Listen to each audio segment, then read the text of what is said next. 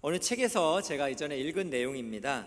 뉴욕시에 한 부자가 살고 있었대요. 이 부자는 골동품 수집상이었습니다. 그런데 6개월 동안 이제 유럽 여행을 가려고 하니까 집을 이제 골동품 가게를 비우고 가야 되잖아요. 걱정이 된 거죠. 내가 자리를 비웠을 때 도둑이 들어오면 어떻게 하지? 이런 걱정이 들었습니다. 그래서 이런 불안감에 도난 방지기를 설치를 했지만 여전히 잠이 오지를 않았어요. 그래서 한 아이디어를 생각을 했는데 그게 무엇이냐면 뉴욕의 뒷골목에 한 화방에 가서 아주 가격이 싼 그림들을 사다가 이 싼 그림들을 비싼 가격에 가격표를 붙여놓으면 좋겠다, 이런 생각을 한 겁니다. 그러면 도둑이 들어와서 이 원래는 싼 그림이지만 비싼 가격표를 붙여놨기 때문에 도둑이 이것이 비싼 줄 알고 이렇게 훔쳐갈 것이다. 그리고 진짜 골동품은 어떻게 해요? 진짜 골동품은 이제 아주 낮은 가격으로 해놓고 그냥 이렇게 함부로 이렇게 놔두면 도둑이 착각할 것이다, 이런 생각을 했습니다. 결국 가벼운 마음으로 유럽 여행을 마치고 이제 이 주인이 골동품 가게에 돌아오니까 역시 예상대로 도둑이 들었죠. 그리고 예상대로 도둑은 매우 싼 그림이지만 값비싼 가격표를 매긴 그 그림을 훔쳐갔다는 거예요. 그리고 진짜 비싼 골동품은 그냥 그대로 두고 갔다라는 거죠. 여러분, 이 이야기가 참 우리에게 많은 생각을 또 하게 합니다. 왜냐하면 우리가 생각하는 행복이라는 것, 그 행복이라는 것도 사단이 얼마의 가격표를 설정했느냐에 따라서 우리의 가치 기준이 달라지면서 우리가 진짜 행복은 행복으로 여기지 않고 거짓된 행복은 행복이라고 속으며 살 수 있기 때문에 그래요. 그래서 여러분, C.S. 루이스는 스크류테이프의 편지에서 마귀를 이렇게 얘기했어요. 마귀는 유머를 알지 못하는 존재다. 그러니까 마귀는 웃음이라는 게 없다는 거예요. 기쁨이라는 것이 없다라는 거예요. 그렇기 때문에 마귀가 하는 일은 뭐겠습니까? 이 땅에 살아가는 사람들에게 기쁨을 빼앗고 웃음을 빼앗고 또 그를 불행하게 만드는 것, 이것이 바로 마귀가 하는 일이라는 거죠. 근데 여러분, 예수를 믿는 사람들, 예수 안에 있어서 참된 기쁨을 누려야 되는 사람들이 때로는 이 마귀에게 속아가지고 우리가 진짜 행복으로 여겨야 될 것은 값싼 가격표가 매겨져 있고 또 우리가 정말 쓸데없다라고 생각하는 바울이 배설물이라고 여기는 것들에게는 비싼 가격표를 그렇게 매기면서 우리가 그거를 쫓게 만들고 또 그것을 우리가 소유하지 못해서 내 인생은 불행하다라고 착각하며 살게 만든다라는 것이죠. 여러분 어떻습니까? 원래 여러분, 복음이라는 말 자체가 헬라어로 보면 유앙겔리온이잖아요. 이 말의 뜻은 무엇입니까? 기쁘다, 즐겁다, 희락이 넘치다, 이게 바로 복음이라는 원래적인 의미잖아요. 그렇다면 영어로는 뭐라고 합니까? 그래서 굿 뉴스다, 이렇게 얘기하잖아요. 여러분, 그런데 여러분, 예수님을 믿고 복음을 받아들인 사람들의 삶의 모습은 어떤 거예요? 예수를 믿는데 기쁨이 사라졌어요. 예수를 믿는데 여전히 우울해요. 예수를 믿는데 세상 사람들하고 다른 게 없어요. 똑같은 것의 가격을 이렇게 설정하고 또 똑같은 것을 갖지 못했다고 절망하는 그러한 모습들이 현재 우리가 살아가는 모습들 아닐까요? 성경은 우리에게 뭐라고 말씀합니까? 하나님께서는 그 로마의 감옥에 있는 바울 사도를 통해서 빌립보서 4장 4절에 이렇게 말합니다. 주 안에서 항상 기뻐하라, 내가 다시 말하노니 기뻐하라, 기뻐하라를 명령하고 있어요. 여러분, 주 안에서 우리가 기뻐해야 됩니다. 또 느헤미야는 느헤미야서 8장 10절에서 이렇게 말합니다. 여호와의 성일에 자신의 죄 때문에 슬퍼하는 이스라엘 백성을 향해서 여호와로 인하여 기뻐하는 것이 너희의 힘이니라, 이렇게 말합니다. 그렇다면 여러분, 하나님으로 말미암아 기쁨을 얻고 또 주 안에서 기쁘게 살아가는 것이 우리의 힘이 된다는데 여러분, 얼마나 기쁘고 행복하게 살아갑니까? 근데 안타깝게도 참 우리 성도님들 만나보면 이런 말씀들 많이 해요. 목사님, 요즘 사는 게 기쁘지가 않아요. 요즘 삶에 너무 참 꿈도 없고 희망도 없어요. 어제의 태양빛과 또 내일의 태양빛이, 오늘의 태양빛이 항상 똑같아요 라고 이렇게 말씀하시는 분들도 많이 있다라는 거예요. 왜 그럴까 고민을 해봤더니 바로 오늘 가나안 혼인잔치에서 매우 중요한 포도주가 떨어진 것 같이 우리 인생도 우리가 뭔가 열심히 준비했지만 포도주가 떨어져 버리는 이런 당혹스러운 일이 발생하기 때문이 아닐까라는 생각이 많이 들었습니다. 왜 그렇습니까, 여러분? 포도주라는 것이 혼인잔치에서 가진 상징적 의미가 있습니다. 이것은 무엇이냐면 결혼식에서 기쁨 또 축복 이런 거를 상징해요. 그런데 혼인잔치에서 포도주가 떨어졌다는 것은 신랑에게 또 연회를 준비한 연회장에게 매우 당황스러운 일입니다. 고대 사회에서는 굉장히 또 체면을 중요하게 여겼기 때문에 이 포도주가 떨어졌다는 것은 손님들을 향한 배려가 없는 거예요.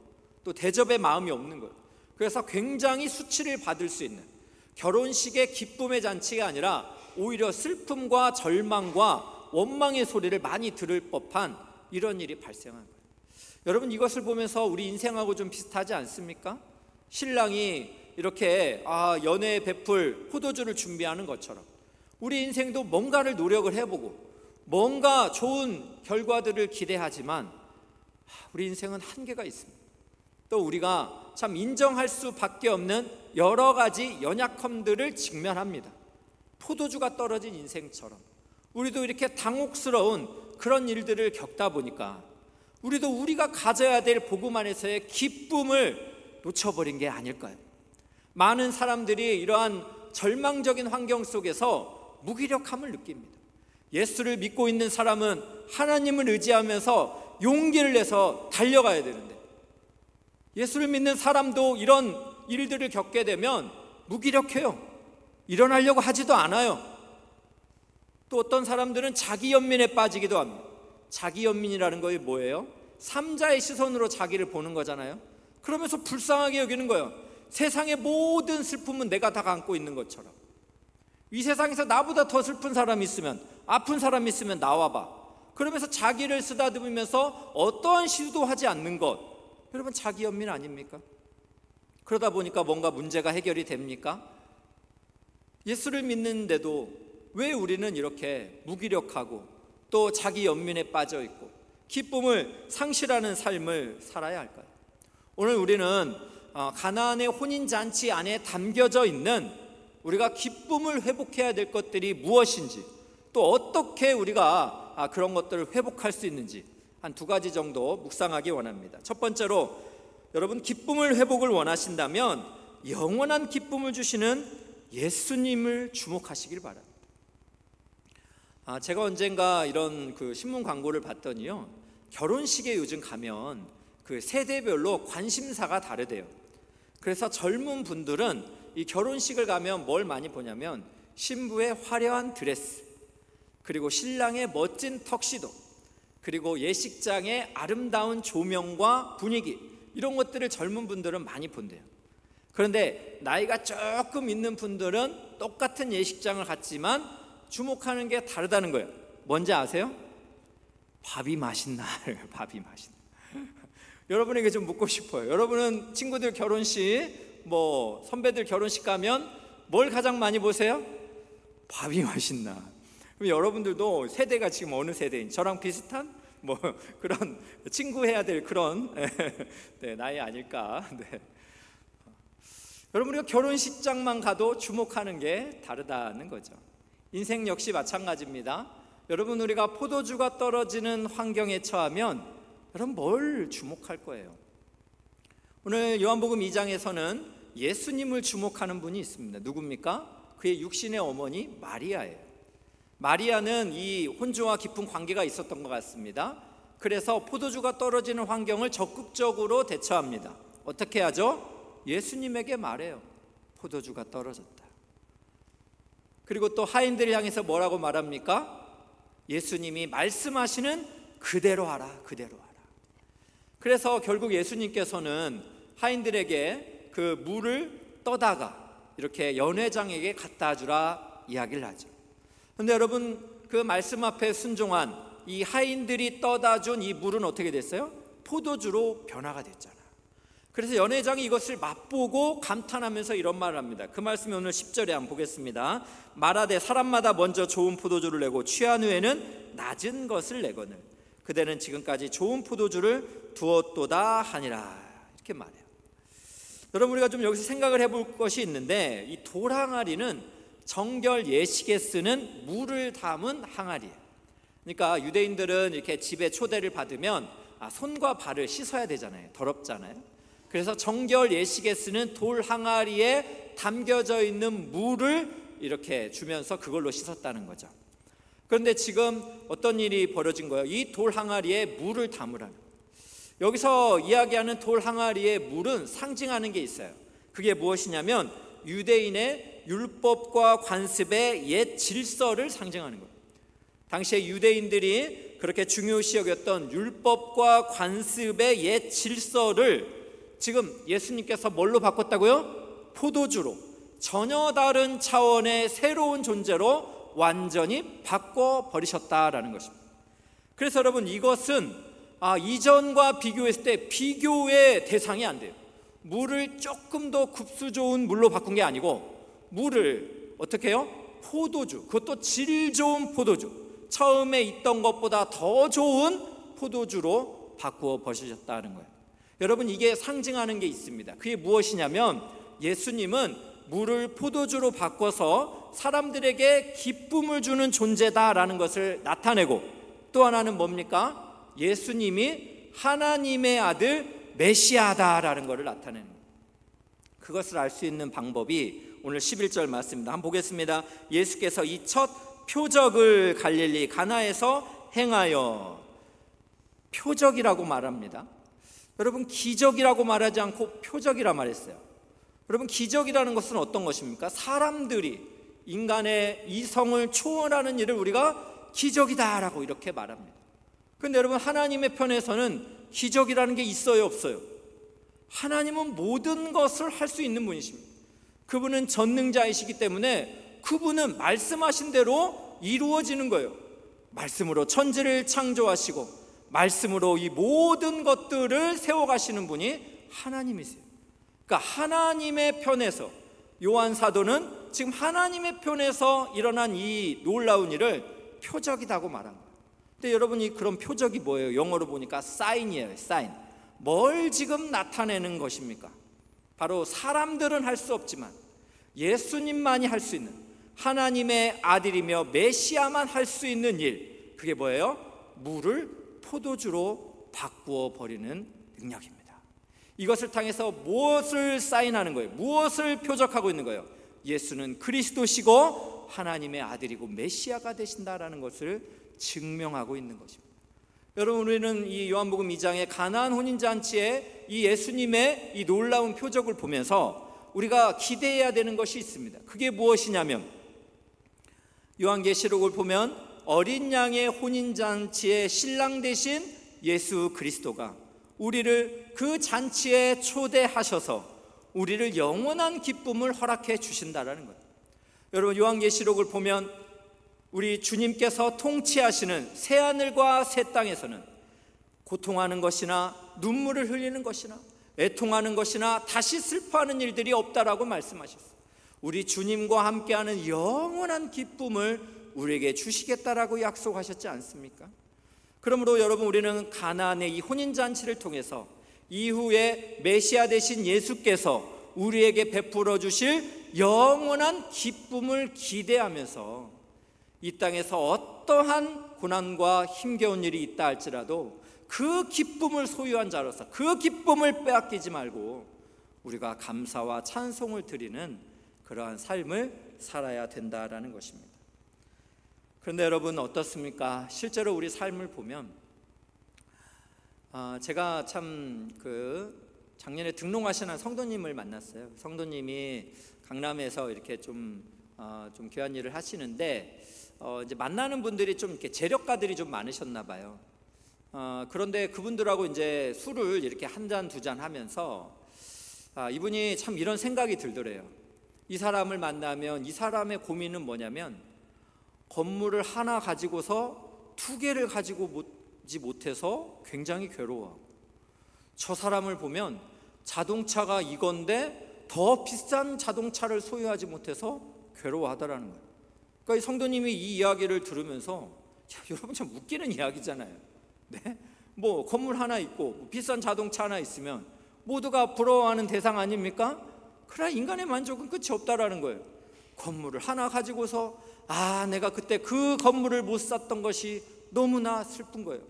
아파트를 한 채 소유해놓고 내가 두 번째 아파트를 얻지 못한 것이 괴로워하는 인생이 여러분 우리 인생이에요. 그래서 여러분 이 땅에서 있는 여러 가지 상대적인 것으로는 여러분 우리가 기쁨을 얻을 수가 없습니다. 제가 언젠가 한 그 문장을 봤는데 참 많은 생각이 들더라고요. 비교는 기쁨의 도둑이다, 이런 문장이 있어요. 그러니까 비교라는 것이 우리의 기쁨을 빼앗아가는 도둑이라는 거예요. 여러분 이 문장대로라면 우리 어때요?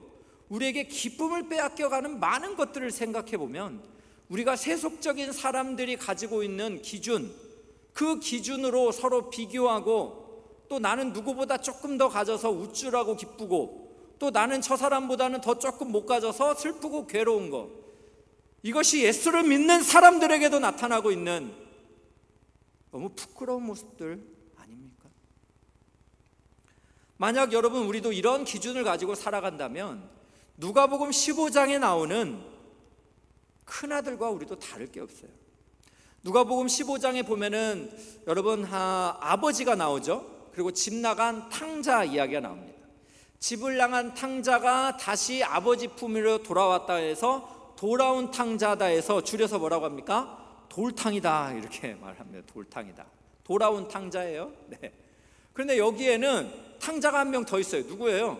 큰아들이죠. 큰아들. 근데 큰아들은 아버지의 마음과 전혀 상관없는 삶을 살아가잖아요. 그래서 이 큰아들도 집 안에 있는 탕자, 그러니까 알고 보니까 진짜 탕자다 해서 뭐라 합니까? 알탕이다, 이렇게 말해요. 알탕이다. 알고 보니까 진짜 탕자라는 거예요. 여러분 왜 그렇습니까? 왜 그래요? 네, 이 아버지가 이제 둘째 아들이 돌아와서 얼마나 기쁩니까? 송아지를 잡아서 잔치를 열고 사람들에게 아들이 돌아왔다 막 기뻐하는데 유일하게 한 사람, 화가 난 사람이 있어요. 분노하는 사람이 있어요. 누굽니까? 그게 형제 아닙니까? 큰아들. 그리고 아버지께 와서 따지잖아요. 나를 위해서는 아무것도 안 해주고, 그렇게 비교하고 있는 거잖아요. 이 동생, 아주 그냥 재산을 허랑방탕 쓴 이 동생을 위해서는 이 사랑을 베푸냐고 굉장히 화를 내는 이 큰아들의 가치는 어디에 있었던 걸까요? 아버지의 마음하고는 전혀 무관심한 큰아들의 마음 상태. 알고 보니까 진짜 탕자 아니에요? 아버지가 이제 이 큰아들을 향해서 하는 말이 이겁니다. 누가복음 15장 31절, 아버지가 이르되 너는 항상 나와 함께 있으니 내 것이 다 내 것 아니냐. 야 큰아들아, 너 항상 나랑 함께 있잖아. 나의 소유가 다 너의 거잖아. 그런데 왜 남의 것을 비교하냐. 그리고 32절입니다. 이내 동생은 죽었다가 살아났으며 내가 잃었다라 얻었기로 우리가 즐거워하는 것이, 기뻐하는 것이 마땅하다라고 이렇게 이야기를 하고 있습니다. 미국 교회사의 찬송가 작사가로 유명한 페니 크로스비라는 한 여인이 있습니다. 그녀는 생후 6주째에 한 의사의 잘못된 약물 치료로 인해서 실명을 해버렸습니다. 너무 안타까운 일이 벌어진 거죠. 그녀가 1살 때에는 안타깝게도 아버님이 그 세상을 떠나게 되었고, 또 어머님은 생활고로 인해서 참 여러 가지 일을 해야 해서 결국 페니 크로스비는 할머니의 손에서 자라게 됩니다. 근데 이 할머님이 예수님을 믿는 신앙의 할머니셨어요. 그래서 페니 크로스비에게 말씀을 가르치고 신앙 교육을 했습니다. 그녀가 8살이 되었을 때 그는 이런 고백을 했어요. 한번 들어보세요. 저는 비록 앞을 볼 수 없지만 얼마나 행복한 아이인지 모릅니다. 저는 많은 복을 받았기 때문에 이 세상을 사는 동안 만족하고 감사하며 살기로 마음을 정했습니다. 저는 제가 시각장애인이기 때문에 울거나 한숨 쉬는 일은 할 수도 없거니와 하지도 않을 것입니다. 여러분이 8살 있는 이 아이가 뭐라고 말하는 거예요? 자신은 행복하다는 거예요. 비록 앞을 볼 수는 없지만 자신은 복을 받은 사람이기 때문에 원망을 하지 않겠다라 이런 말. 여러분 너무 나이가 어려서 세상 물정을 잘 몰라서 그런다고 생각하세요? 아닙니다. 그녀는 95세까지의 삶을 살게 되는데 그녀가 찬송가 중에서 마녀 편의 작사를 이렇게 했다고 합니다. 그래서 여러분이 많이 사랑하고 부르는 찬송가의 그 가사들은 이 페니 크로스비 여인이 그렇게 쓴 곡들이에요. 그 중에 여러분 새 찬송가 288장에 있는 2절의 가사 제가 한번 읽어드리겠습니다. 주 안의 기쁨 누림으로 마음의 풍랑이 잔잔하니 세상과 나는 간 곳 없고 구속한 주만 보이도다. 이것이 나의 간증이요 이것이 나의 찬송일세. 나 사는 동안 끊임없이 구주를 찬송하리로다. 여러분 53세에 쓴 찬송가의 가사예요. 주 안에 기쁨이 있다라는 거예요. 마음의 풍랑이 잔잔하니 세상과 나는 간 곳 없고 구속한 주만 보이도다. 사랑하는 귀한 형제자매 여러분, 여러분은 예수님을 믿으면서 왜 불행하다 생각합니까? 왜 여러분은 기쁨을 잃었다고 생각합니까? 당장 여러분이 기대하는 물이 빨리 포도주로 되는 기적이 나타나야 되는데 여러분 그 기적을 기다리다가 그 기적이 여러분이 정한 타이밍에 이루어지지 않아서 힘들고 어렵고 괴로운 거 아닙니까? 여러분 우리가 상대적인 기쁨에서는 만족을 얻을 수가 없습니다. 우리에게 영원한 기쁨을 주시는 우리 주 예수 그리스도, 그분이 하나님의 아들이 되시고 그분이 이 땅에 다시 오실 때 영원한 기쁨을 우리에게 주실 것이라는 확실한 믿음 안에서 이 영원의 기쁨 속에서 현재의 고난도 넉넉히 이기시기를 주님의 이름으로 축복합니다. 아멘. 두 번째로 기쁨의 회복을 원하신다면 섬김의 기쁨을 주시는 예수님을 기대하라라는 것이에요. 여러분 교회를 이렇게 개척을 하면서 1년 전에 참 많이 불렀던 찬양이 있습니다. 그 찬양의 제목은 교회.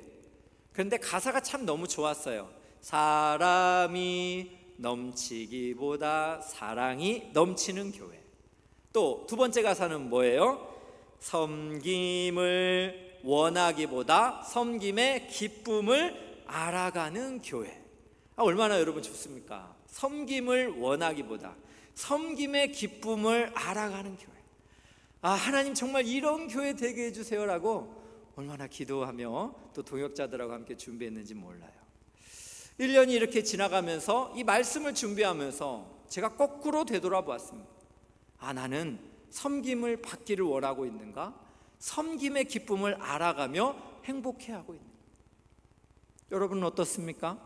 엘사랑교회의 성도님으로서 섬김을 받기를 원하십니까? 섬기면서 섬김의 기쁨을 알아가고 계십니까? 이것을 꼭 너무 교회 봉사로만 여기지 않으면 좋겠어요. 여러분의 가정 가운데, 여러분의 직장 가운데 섬김의 기쁨을 알아가면서 여러분 그렇게 하나님께 영광이 되어지고 있습니까? 오늘 요한복음 2장에서 물이 포도주로 바뀌고 또 포도주를 많은 사람들이 그렇게 누리면서 행복한 것은 그냥 된 것이 아니에요. 아니땡 굴뚝에 연기 나는 그런 거 아니에요.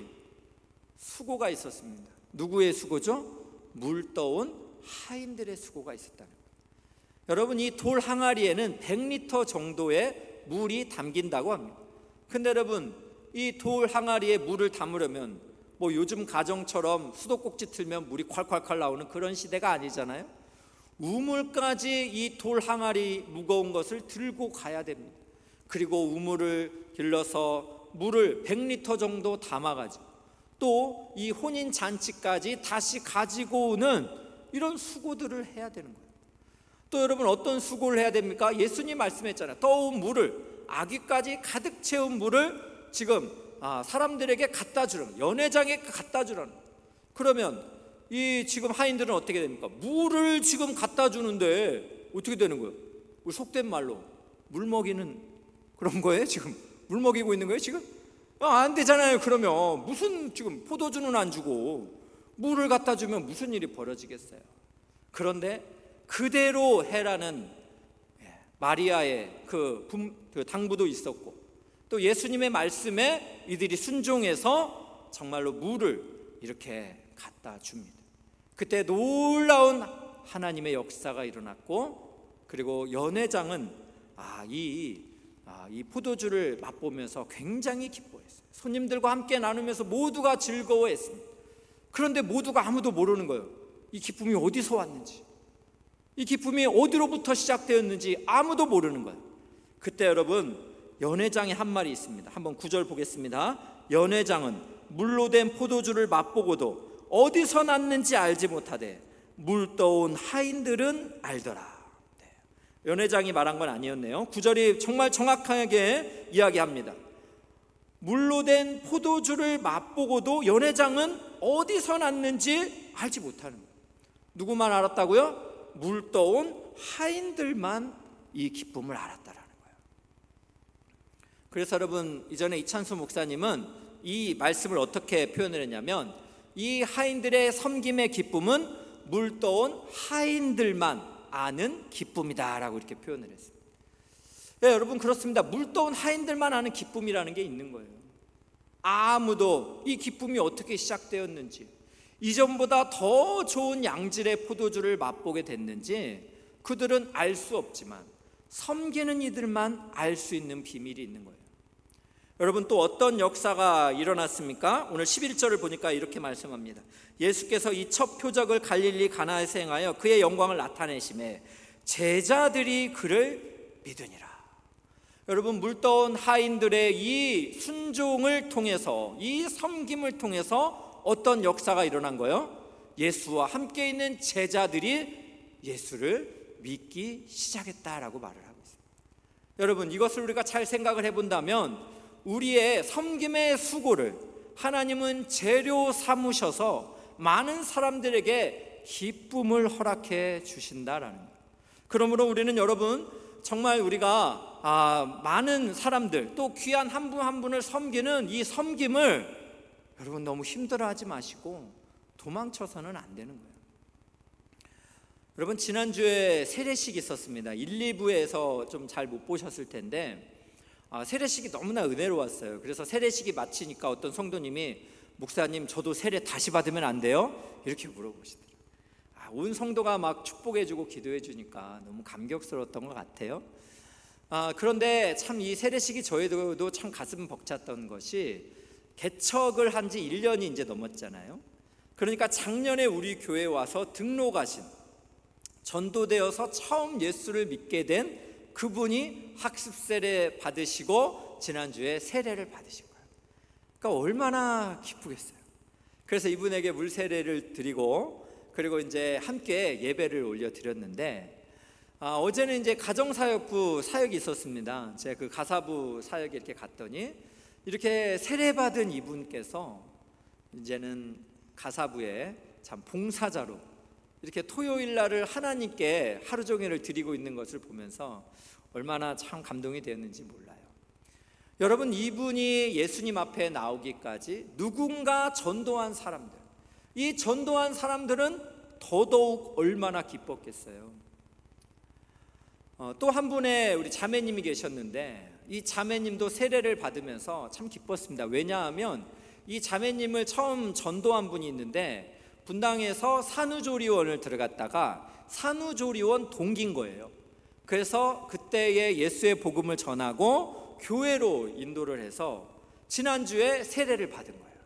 그러니까 이분이 얼마나 기뻤겠어요. 그래서 분당에서 대중교통 타고 우리 2부 예배를 와서 함께 축복해 주면서 기뻐했습니다. 여러분, 이런 기쁨이 있는 거예요.